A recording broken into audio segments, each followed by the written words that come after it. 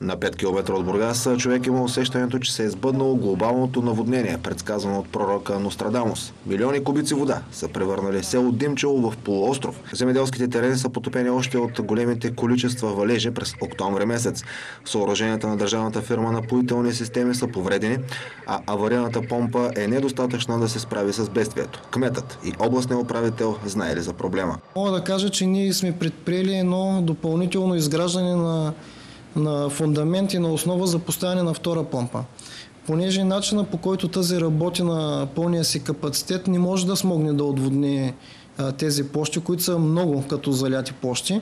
Земеделски производители са категорични. Реколтата в продуктивната земя, простираща се на над 4000 декара, е провалена и възнамеряват да заведат съдебни искове. За мен това е немърливост. Ако има ред и дисциплина, няма да бъде така.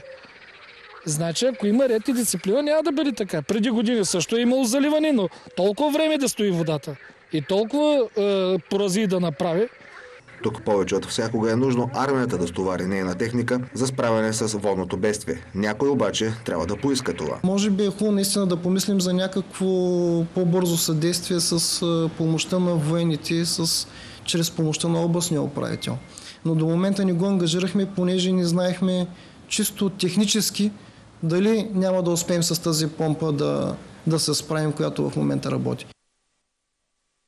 Екобомба цъка на това място, защото всички терени са се превърнали в блато и последствията при трайно затопляне на времето ще са убийствени за цялата община.